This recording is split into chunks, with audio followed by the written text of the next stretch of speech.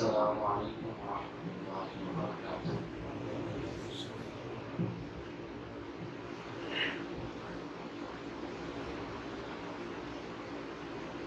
إن الحمد لله نحمده ونستعينه ونستغفره ونؤمن به ونتوكل عليه ونعوذ بالله من شرور أنفسنا ومن سيئات أعمالنا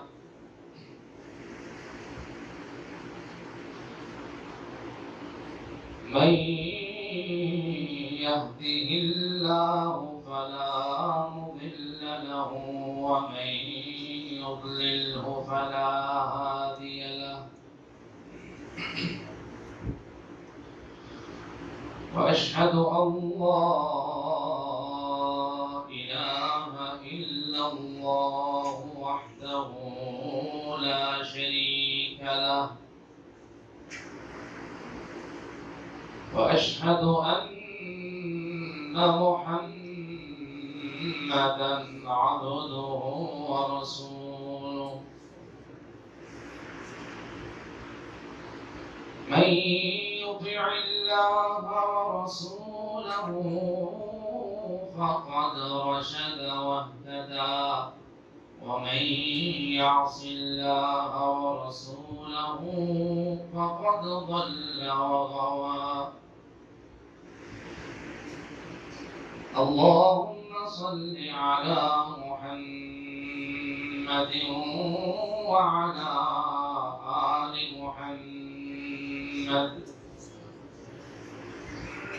كما صليت على إبراهيم وعلى آل إبراهيم إنك حميد مجيد اللهم بارك على محمد وعلى آل محمد كما باركت على إبراهيم وعلى آل إبراهيم إنك حميد مجيد أما بعد فإن خير الحديث كتاب الله وخير الهدي هدي محمد صلى الله عليه وسلم وشر الأمور محدثاتها وكل محدثة بدعة وكل بدعة ضلالة وكل ضلالة في النار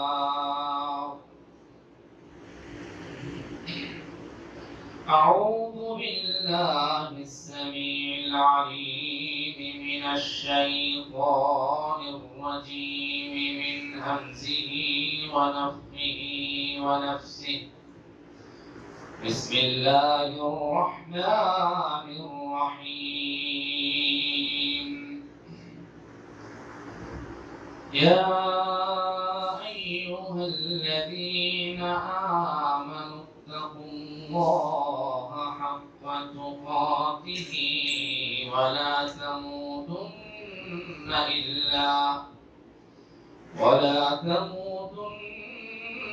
إلا وأنتم مسلمون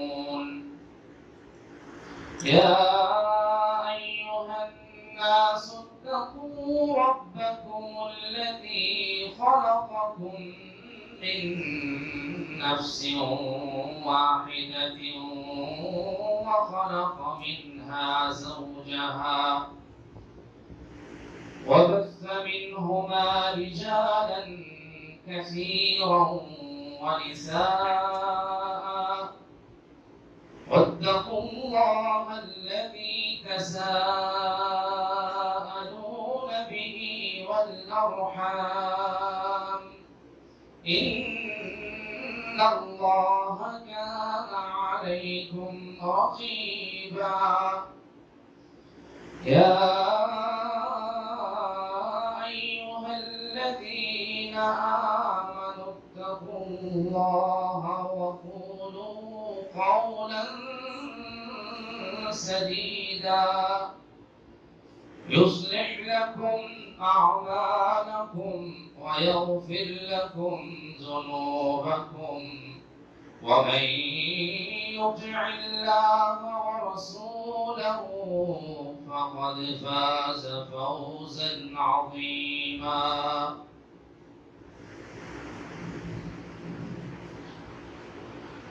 محترم سامعین،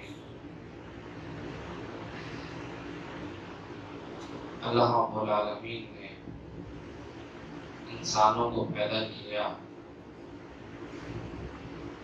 اور پھر ان کو دو جماعتوں میں، دو حصوں میں تقسیم کر دیا۔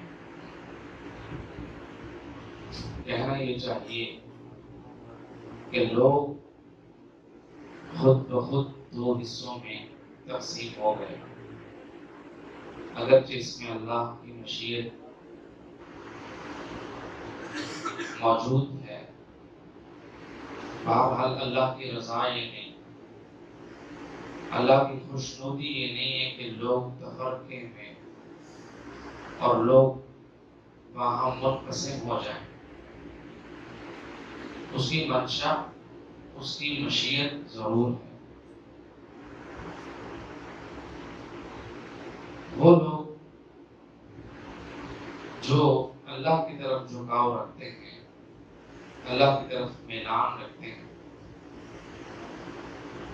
ان کو اللہ تعالیٰ نے قرآن پاک میں اپنی جماعت کہا ہے کہ یہ میری جماعت ہے۔ اور جو لوگ اللہ کے دشمن کی طرف، عدو کی طرف، شیطان اور ابلیس کی طرف مائل ہیں، جھکاؤ رکھتے ہیں، اس کی فرما برداری کرتے ہیں اور اس کے قدموں پہ قدم رکھتے ہیں، اس کے پیچھے لگتے ہیں، اللہ نے ان کو حزب الشیطان، شیطان کی جماعت۔ اب جو حزب اللہ ہیں، جو اللہ کی جماعت ہے، جو اللہ کا گروہ ہے، ان کی کوئی پہچان ہے، ان کی معرفت ہے، ان کی کچھ علامات ہیں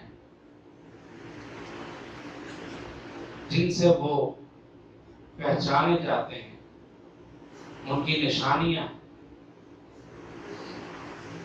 ان نشانیوں کا اللہ تعالیٰ نے اپنی کتاب میں ذکر کیا۔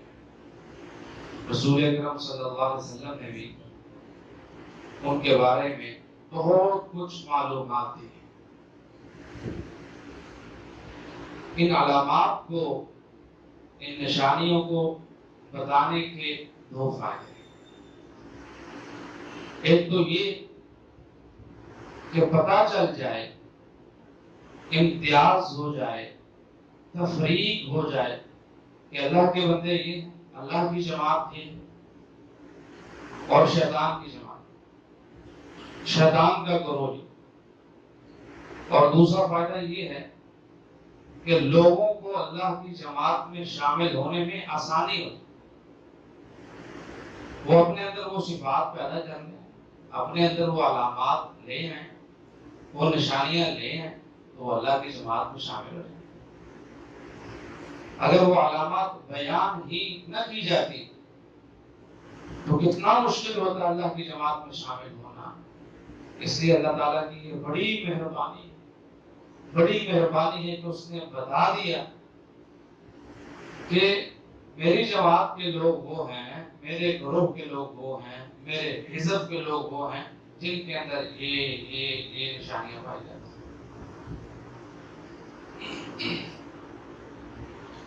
اب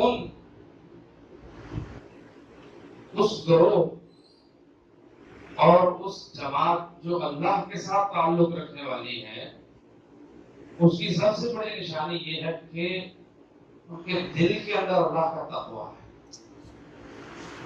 ان کے دل کے اندر پرہیزگاری ہے. تقوی اور پرہیزگاری، اس کا مطلب کیا ہے، اس کا مفہوم کیا ہے؟ ایک تو واضح سا مفہوم ہے جو ہم سب کو پتا ہے کہ گناہوں سے بچنا یہ تقوی ہے. خل الذنوب صغیرہا وکبیرہا ذاک التقی واسنع کماشٍ. آپ اس طرح زمین میں چلیں پھریں کہ جس طرح کوئی آدمی جھاڑیوں والی کانٹوں والی زمین پہ پھرتا ہے، چلتا ہے، تو وہ کس طرح چلتا ہے، کس طرح پھرتا ہے، کس طرح بچتا ہے، کس طرح بچاتا ہے اپنے آپ کو. میرے پاؤں میں کانٹا نہ لگ جائے، میری قمیض، میری چادر، میرا کپڑا کہیں کسی جھاڑی میں اٹک کر وہ نہ پھٹ جائے. اپنے آپ کو سکیڑتا ہے اور پھونک پھونک پر کر پاؤں رکھتا ہے. اس انداز میں وہ اس راستے سے چلتا ہے. دنیا میں اس طرح چلنا یہ تقوی ہے. چھوٹے بڑے گناہوں سے پرہیز کرنا.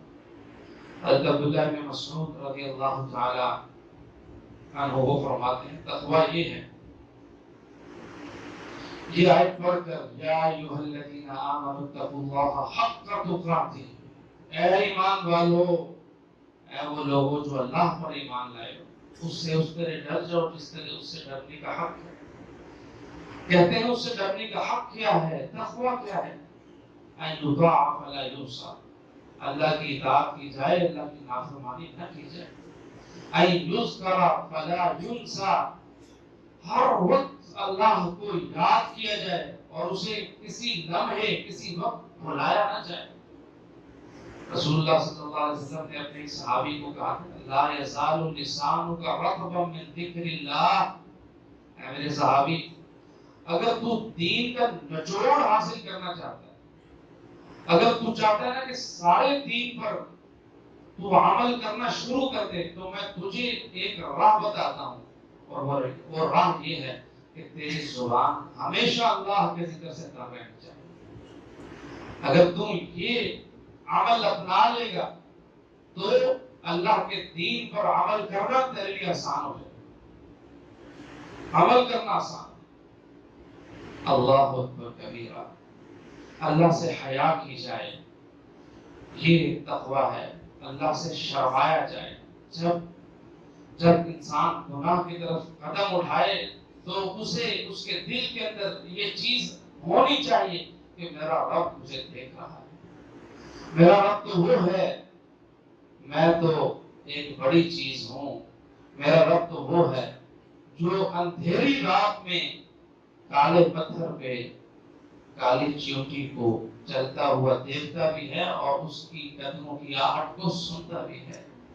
قد سمع اللہ، میرا رب، اس کی سماعت، اس کی بصارت لیس کمثلہ شیء، اس جیسی کوئی نہیں، وہو السمیع البصیر. حضرت عائشہ فرماتی ہیں ایک عورت آئی، بوڑھی عورت، محمد رسول اللہ صلی اللہ علیہ وآلہ وسلم کے پاس بیٹھ کے، میرے حجرے میں آپ کے پاس بیٹھ کے باتیں کر رہی ہے، آپ کو کچھ بتا رہی ہے، آپ سے کچھ کہہ رہی ہے. یوں محسوس ہوتا ہے جیسے وہ شکوہ کر رہی ہے.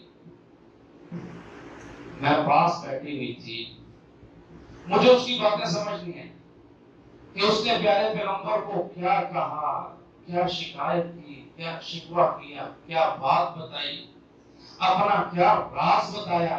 مجھے کچھ سمجھ نہیں آئی، میں ساتھ ہی بیٹھی تھی. لیکن تھوڑی ہی دیر میں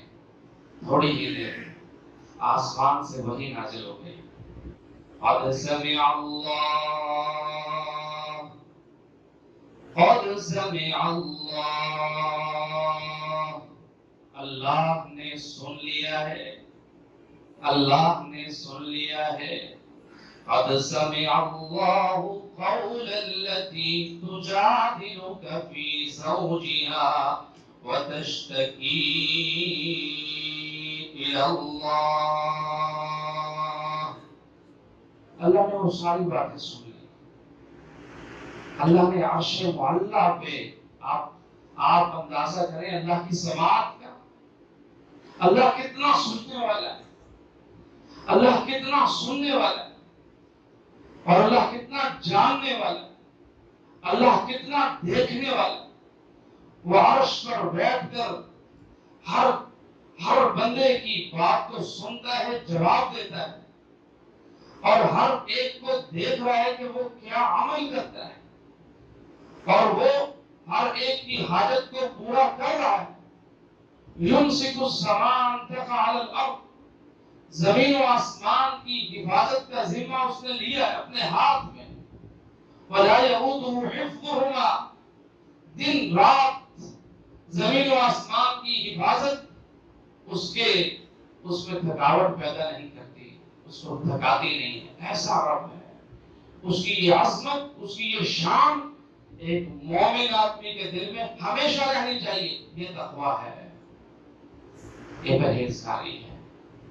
اگر کوئی آدمی اللہ سے حیا نہیں کرتا تو وہ سب سے بڑا بے حیا ہے۔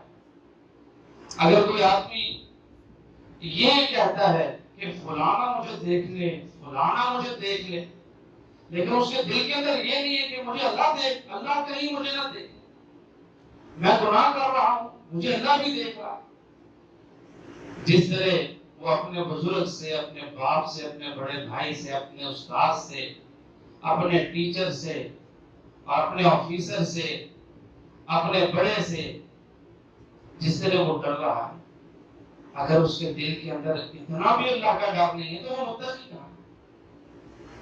اگر اس کے دل کے اندر ایک کیمرے جتنا بھی اللہ کا ڈر نہیں، کیمرہ لگا ہوا اوپر لکھا ہے کیمرے کی آنکھ آپ کو دیکھ رہی ہے، آپ جوتا چوری کر رہے ہو، آپ فلاں چیز اٹھا رہے ہو، کیمرے کی آنکھ آپ کو دیکھ رہی ہے، آپ کو پکڑ لیا جائے گا، پیچھے ہٹ جاتا ہے۔ لیکن ایک ایسا مومن ہے کہ جس کا یہ عقیدہ بھی ہے کہ اللہ مجھے ہر وقت، ہر جگہ پہ، ہر لمحے دیکھ رہا ہے، اور اس کا دیکھنا ایسا ہے کہ کسی آنکھ کا دیکھنا ویسا نہیں، اور پھر یہ گناہ کر رہا ہے، پھر یہ اللہ سے حیا نہیں کر رہا۔ حضرت عبداللہ ابن مسعود فرماتے ہیں جو اللہ سے حیا نہ کرے وہ متقی نہیں ہے، وہ پرہیزگار نہیں ہے، اس کے دل کے اندر تقویٰ نہیں ہے۔ اور متقی ہی اللہ کے دوست ہیں۔ اللہ نے قرآن میں اعلان کر دیا، الا ان اولیاء اللہ لا خوف عليهم ولا هم يحزنون الذين آمنوا وكانوا يتقون۔ اللہ کے دوست، ان پر کوئی خوف نہیں ہے، کوئی غم نہیں ہے، نہ وہ پریشان ہو گئے اور نہ آخرت میں وہ پریشان ہو گئے۔ ان کی علامت کیا ہے، ان کی نشانی کیا ہے؟ ان کی علامت اور نشانی یہ ہے کہ وہ ایمان والے ہیں اور متقی۔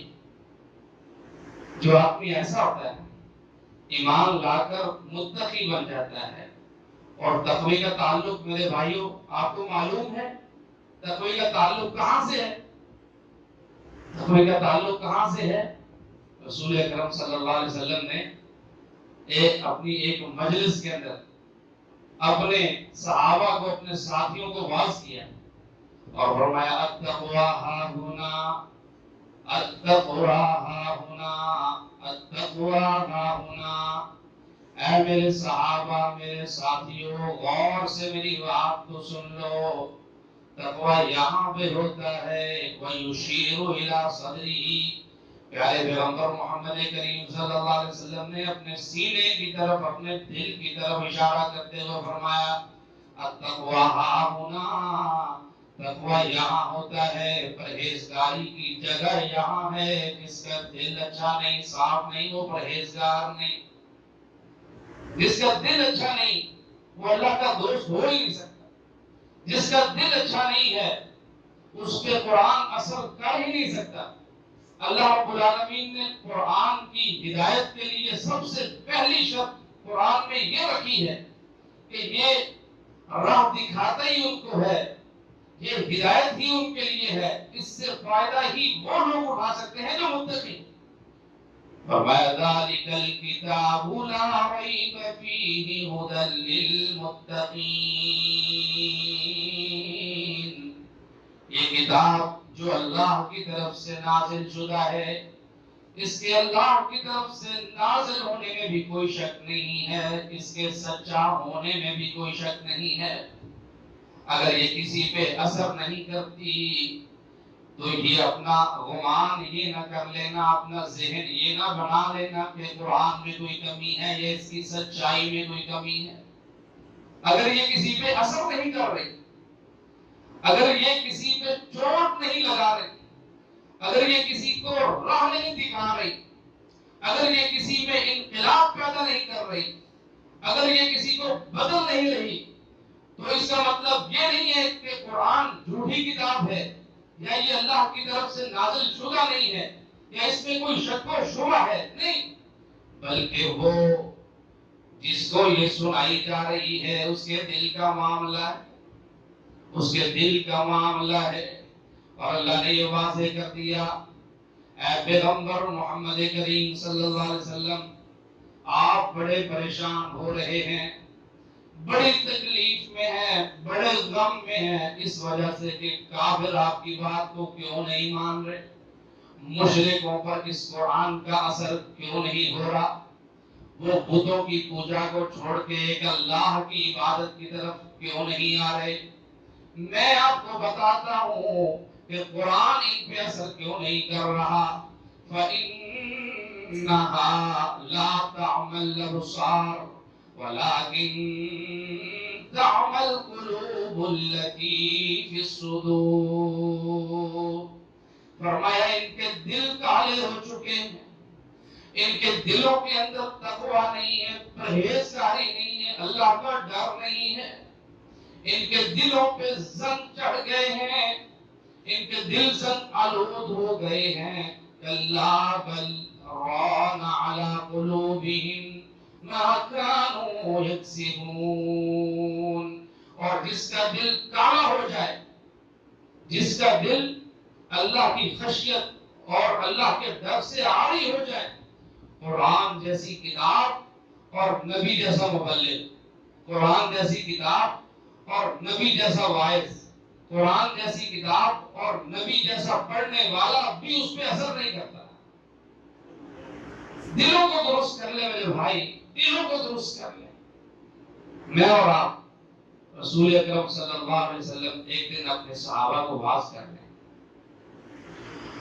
اور کہتے ہیں، اے میرے صحابہ، دل کے جسم کے اندر ایک ایسا ٹکڑا ہے، ان فی الجسد مضغۃ، ایک لوتھڑا ٹائپ چیز ہے جس کے اندر کوئی ہڈی شڈی نہیں، بہت ایک موٹی ٹائپ چیز ہے، مضغہ، اذا صلحت صلح الجسد کلہ، اگر وہ درست ہو جائے تو سارا جسم درست ہو جائے، اگر وہ درست ہے تو آنکھیں بھی درست ہیں، اگر وہ درست ہے دماغ بھی اچھا سوچے گا، اگر وہ درست ہے ہاتھ بھی اچھائی کی طرف بڑھیں گے، ظلم سے رک جائیں گے، زیادتی سے رک جائیں گے، کسی کا حق غصب کرنے سے رک جائیں گے، کسی کا خون بہانے سے رک جائیں گے۔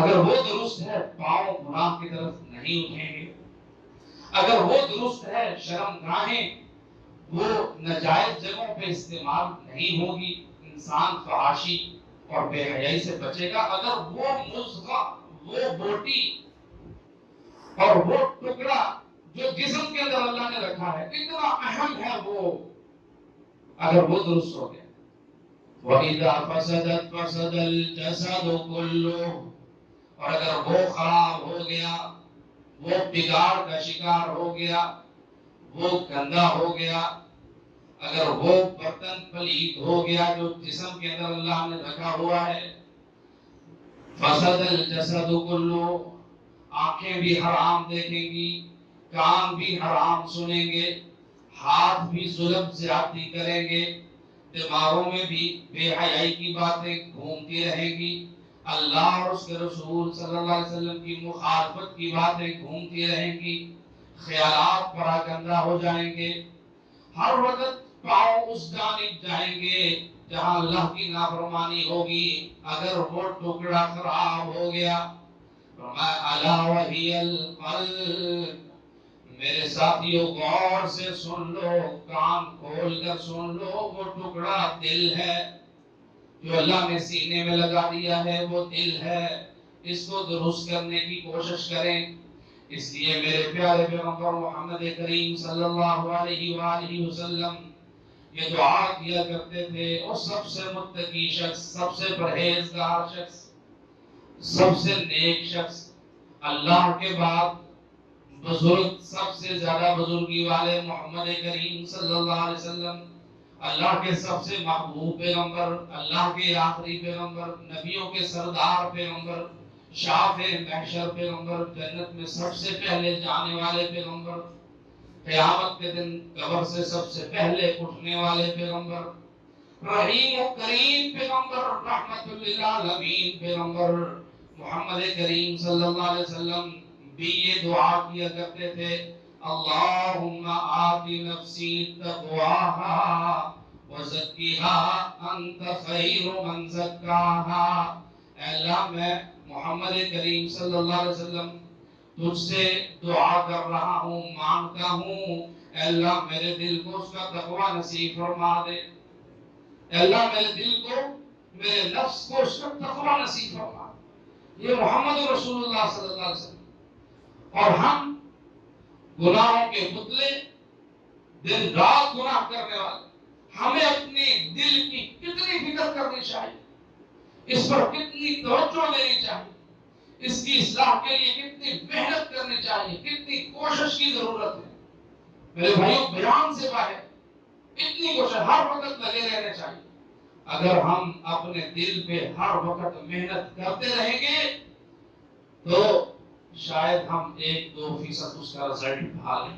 جتنے فتنوں کے دور میں ہم گزر رہے ہیں, جتنے فتنوں کے, ہمارے جیبوں میں فتنے, ہمارے ہاتھوں میں فتنے, ہمارے گزاروں میں فتنے, ہمارے گھروں میں فتنے, ہمارے آگے پیچھے دائیں بائیں فتنے ہی فتنے. محمد رسول اللہ صلی اللہ علیہ وسلم نے فرمایا, حضرت ام سلمہ فرماتی ہیں میرے گھر میں آپ سو رہے تھے, اچانک گھبرا کر اٹھے, گھبرا کر. میں نے کہا اللہ کے رسول کیا ہوا؟ کہنے لگے اے ام سلمہ, اے میری پیاری بیوی, میں نے خواب میں دیکھا ہے کہ کیسر و کسریٰ کے خزانے اللہ نے مسلمانوں کے لیے فتح کر دیے, مسلمانوں کے قدموں میں لا کے ڈال دیے. کیسر و کسریٰ کے خزانے, سونے اور چاندی, ان کے ڈھیر پہاڑ, اللہ نے مسلمانوں کو اتنا غنی کر دیا. میں نے دیکھا, اور میں نے اصل بات جس سے میں گھبرا کر اٹھا ہوں, اصل بات یہ ہے کہ میں نے دیکھا میری امت پر آسمان سے فتنے اس طرح نازل ہو رہے ہیں, اتر رہے ہیں, اس طرح موسلا دھار بارش ہوتی ہے, اس طرح موسلا دھار بارش ہوتی ہے. قطرے کے اوپر قطرہ چڑھا ہوا ہوتا ہے, فتنے کے بعد فتنہ چڑھا ہوا ہے. اس دور کے اندر سے ہم گزر رہے ہیں. محمد رسول اللہ صلی اللہ علیہ وسلم نے اپنے صحابہ کو کہا تھا, اس فتنے کے دور کو ذکر کرتے ہوئے جو قیامت کے قریب دور آنے والا ہے, کہا تھا اے میرے صحابہ, اگر آج تم دین کے 10% حصے کو بھی چھوڑو گے تو کافر ہو جاؤ گے. دین کے 10% حصے پہ بھی عمل نہیں نہ کرو گے آج, یعنی 90% پہ عمل کر رہے ہو اور 10% کو چھوڑ دو گے, مسلمان نہیں رہو گے.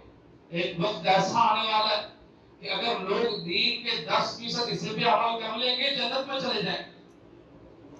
اتنا مشکل دور, کل جمرہ, دین پہ عمل کرنا اتنا مشکل ہے جیسے کسی نے ہاتھ میں چنگاری پکڑی ہوئی ہے, کوئلہ پکڑا ہوا, جیسے کسی کو آگ پہ کھڑا کیا ہوا. اتنا مشکل ہے دین پہ عمل کرنا اس فتنے کے دور. اس فتنے کے دور میں اپنے دل پہ محنت کی بڑی ضرورت ہے. میرے بھائیوں, میں اور آپ اگر اپنے دل کو درست کر لیں, درست سمت پہ ڈال لیں, اور کجی سے, زیب سے, ٹیڑھ پن سے, الٹے راستے سے اس کو سیدھا کرنے کی, سیدھے راستے پہ لگانے کی کوشش میں لگے رہیں گے تو اللہ رب العالمین ضرور ہمارے دل کو سیدھا کر دے گا. اللہ کسی کی محنت کو ضائع نہیں کرتا. والذین جاہدوا فینا لنہدینہم سبلنا. اگر ہمارے دل کے اندر تقوی اور پرہیزگاری آ گئی تو ہم اللہ کے محبوب بن جائیں. اللہ نے تقوی اور پرہیزگاری کا یہ فائدہ قرآن میں ذکر فرمایا. فرمایا یا ایھا الناس انا خلقناکم من ذکر و انثی وجعلناکم شعوبا وقبائل لتعارفوا ان اکرمکم عند اللہ اتقاکم ان اللہ علیم خبیر. اے لوگوں، ساری انسانیت کو اللہ کا خطاب ہے. اے لوگوں، کھلی آفر ہے، کھلی دعوت ہے. ہم نے تم کو ایک مرد اور ایک عورت سے پیدا کیا ہے. تم چھوٹے بڑے نہیں ہو، تم اونچے اور نیچے نہیں ہو، تمہارے گورے اور تمہارے کالے میں کوئی فرق نہیں ہے. اللہ کے ہاں سب ایک جیسے ہیں. آدم اور حوا سے پیدا ہوئے، سب ایک آدم اور حوا کی اولاد ہیں. اگر تمہارے قبیلے، تمہارے کنبے اللہ نے بنا دیے ہیں تو اس کا مقصد فخر و ریا نہیں ہے، اس کا مقصد فخر و تکبر نہیں ہے، دوسروں کو نیچا دکھانا نہیں ہے، اپنے آپ کو اونچا دکھانا نہیں ہے. یہ جاہلیت کی باتیں ہیں. یہ صرف اس لیے اللہ نے تمہارے قبیلے بنائے ہیں، تمہارے کنبے بنائے ہیں، تمہارے خاندان بنائے ہیں. ان چیزوں میں اللہ نے تم کو صرف اس لیے تقسیم کیا ہے لتعارفوا، تاکہ تم ایک دوسرے کی پہچان کر سکو. ان اکرمکم عند اللہ اتقاکم. اللہ کے ہاں حقیقی چیز کیا ہے، اللہ کے ہاں اصل چیز کیا ہے؟ فرمایا تم میں سب سے اللہ کے ہاں عزت والا وہ ہے، کرم والا وہ ہے، اکرام والا وہ ہے، شرف والا وہ ہے، محبوب وہ ہے، تقرب والا وہ ہے، نزدیکی والا وہ ہے، اللہ کو پسند وہ ہے. اتقاکم، جو سب سے زیادہ متقی ہوگا، جس کا دل سب سے زیادہ صاف ہے نا، اللہ کا وہ قریبی بندہ ہے، اللہ کا وہ دوست ہے، اللہ کا وہ ولی ہے. اللہ اکبر کبیرہ. تقوی کے، پرہیزگاری کے کتنے فائدے ہیں اس دنیا کے اندر بھی اور آخرت کے اندر. جمعے کا جو اینڈ ہے انشاءاللہ ان فوائد کے ساتھ ہی ہم اپنے جمعے کا اختتام کریں گے. زیادہ وقت آپ کا نہیں لیں گے. اللہ تعالیٰ میرا آنا اور یہاں پہ کھڑا ہونا، بیان کرنا اور آپ کا یہاں آنا، بیٹھنا، سننا اللہ پاک قبول و منظور فرمائے. اللہ اس مجلس کو رحمت والی مجلس بنا دے. اللہ تعالیٰ اس مجلس کو ایسی مجلس بنا دے کہ اس میں اللہ تعالیٰ سکون نازل فرما رہا ہو. اس مجلس کا تذکرہ اللہ تعالیٰ اپنے مقرر فرشتوں نے کرا اور اللہ تعالیٰ نے اس مجلس کو ڈھانپنے کے لیے نورانی پروں والے فرشتے خصوصی طور پہ نازل کیے ہوں. اللہ تعالیٰ ہماری مجلس کو بابرکت بنا دے. کتنے فائدے تقوی اور پرہیزگاری، دل کو صاف رکھنے کے، اس برتن کو صاف کرنے کے کتنے فائدے اللہ رب العالمین نے قرآن پاک میں ارشاد فرمایا. فرمایا واتقوا اللہ ویعلمکم اللہ. سورہ بقرہ سے شروع کرتا ہوں. واتقوا اللہ ویعلمکم اللہ. لوگوں، اللہ سے ڈر جاؤ. اے تاجرو، اللہ سے ڈر جاؤ. بزنس مینو، اللہ سے ڈر جاؤ. سرمایہ کارو، اللہ سے ڈر جاؤ. اللہ تمہیں تجارت کرنے کے طریقے بتا دے گا.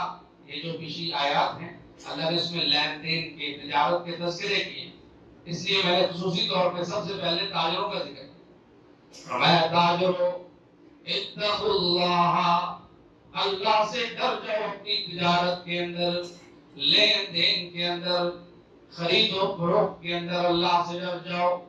دینے والے اپنی چیز کو ظاہر کرے اس کی خامیوں کو بیان کرے اور اس کی خامیوں کو بیان کر کے اس کو واضح کر کے دینے والے کو دے، دینے والا بھی بڑے اچھے طریقے سے اس کو خرید لے، دونوں آپس میں جھوٹ نہ بولے، کسی چیز کو چھپائے نہیں۔ محمد کریم صلی اللہ علیہ وسلم نے فرمایا ایسی تجارت کرنے والے اللہ ان کے تھوڑے مال میں بھی برکت عطا فرما دیتا ہے، تھوڑے مال میں۔ واتقوا اللہ، اللہ سے ڈر جاؤ، وَيُعَلِّمُكُمُ اللہ، اللہ تمہیں سکھا دے گا۔ اے پڑھنے والوں، علم و تعلم سے، درس و تدریس سے تعلق رکھنے والوں، ہر وقت کتابوں کے ساتھ وابستہ رہنے والوں، ٹیچروں، اسٹوڈنٹوں، علم اور علماء کے ساتھ تعلق رکھنے والوں، مسندوں کے ساتھ تعلق رکھنے والوں، اللہ کی کتاب کے ساتھ اور نبی کی حدیث کے ساتھ تعلق رکھنے والوں، واتقوا اللہ ویعلمکم اللہ، اگر تم اللہ کا علم سیکھنا چاہتے ہو تو تقوی پیدا کرو، تقوی پیدا کرو۔ امام شافعی کہتے ہیں کہ میں نے اپنے استاد حضرت وکی رحمت اللہ علیہ سے یہ شکایت کی، شکوت الی وقیع سوء حفظی، میں نے حضرت وکی سے، اپنے استاد سے شکایت کی کہ مجھے سبق یاد نہیں ہوتا، میں پڑھتا ہوں بھول جاتا۔ کہنے لگے بیٹا اپنے دل پہ توجہ دو، بیٹا اپنے دل پہ توجہ دو، اپنے دل پہ توجہ دو، اس میں تقوی پیدا کرو، اس میں نور پیدا کرو۔ جتنا نور، جتنا تقوی، جتنی پرہیزگاری، جتنی اللہ کا ڈر اور خشیت تم اپنے دل میں پیدا کرو گے، اللہ تمہارے دماغ کو اتنا ہی روشن کر دے گا، اللہ تمہارے دماغ کو روشن کر دے گا۔ تیاری نہیں ہوتی، فیل ہو جاتا ہوں، پڑھائی نہیں ہوتی، تھک جاتا ہوں، یاد کرتا ہوں، بھول جاتا ہوں۔ میرے بیٹے، میرے بھائی، اے طالب علم، اپنے دل کو صاف کر لے، اپنے دل کے اندر تقوی پیدا کر لے، اللہ تیرے دل کو کھول دے گا، اللہ تعالیٰ تیرے لیے پڑھائی کے راستے آسان کر دے گا، پڑھائی کے راستے آسان، اسی پہ قیاس کرتے تھے۔ واتقوا اللہ ویعلمکم اللہ، دنیا کی کوئی چیز تم سیکھنا چاہتے ہو، اللہ کا تقوی پرہیزگاری اختیار کرنا شروع کرو۔ اللہ تعالیٰ نے تقوی کا دوسرا فائدہ سورہ الانفال میں بیان کیا، فرمایا یا ایھا الذین آمنوا، ایمان والوں کو اللہ مخاطب ہے، کافروں کو نہیں، مشرکوں کو نہیں، منافقوں کو نہیں، وہ لوگ جنہوں نے کلمہ پڑھا ہے اور جو اللہ پر ایمان لانے کا دعویٰ کر رہے ہیں، ان کو اللہ مخاطب ہے۔ فرمایا یا ایھا الذین آمنوا ان تتقوا اللہ یجعل لکم فرقانا، اگر تم تقوی اختیار کر لو گے، اگر اللہ سے ڈرنا شروع کر دو گے، دل کے اندر اللہ کی خشیت اور زندگی میں پرہیزگاری شروع کر دو گے، یجعل لکم فرقانا، اے ایمان والو تمہیں پھر کوئی گمراہ نہیں کر سکتا، کوئی تمہیں گمراہ نہیں کر سکتا، اللہ تمہارے لیے ہدایت کی راہیں کھول دے گا، یجعل لکم فرقانا۔ بعض ساتھی کہتے ہیں ہم کس کے پیچھے لگیں، کس کی بات کو مانیں، وہ بھی کہتا ہے میرے پاس قرآن حدیث ہے، وہ بھی کہتا ہے میرے پاس صحیح بات ہے، میں اب کس کے پیچھے لگوں، مجھے تو کوئی سمجھ نہیں آ رہی۔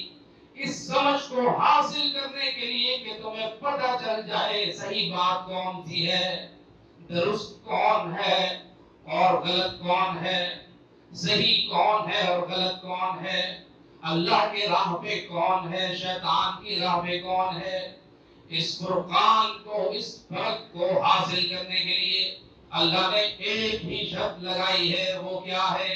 ان تتقوا اللہ، اگر تم متقی بن جاؤ، بس ایک ہی شرط ہے، اگر تم متقی بن جاؤ، اپنی زندگی کو پرہیزگاری والی زندگی بنا لو، طیب زندگی بنا لو، اپنی زندگی کو پاکیزہ کر لو، یجعل لکم فرقانا، اللہ صحیح اور غلط کے درمیان فرق کرنے کی صلاحیت تمہیں عطا فرما دے گا. سبحان اللہ. کتنا فرق ہے انسان کے اندر. اگر ایک انسان کے اندر صحیح اور غلط میں تمیز کرنے کی صلاحیت ہی نہ ہو, کوئی ادھر سے ہاتھ پکڑے گا اس کو ادھر لے جائے گا, کوئی ادھر سے ہاتھ پکڑے گا ادھر لے جائے گا, اور وہ جانوروں کی طرح, بکروں کی طرح, بھیڑوں کی طرح, جس طرح ان کو لوگ اپنے پیچھے لگا لیتے, اس طرح اس کو بھی اپنے پیچھے لگا لیں. یہ صحیح ہے, چلو جی ادھر چلے جائیں, یہ صحیح ہے, ادھر چلے جائیں. صلاحیت ہی نہیں ہے یہ سمجھنے کی کہ صحیح بات کیا ہے اور غلط کیا ہے, صحیح کیا ہے, درست کیا ہے اور غلط کیا ہے. یہ صلاحیت اللہ کی بہت بڑی نعمت ہے.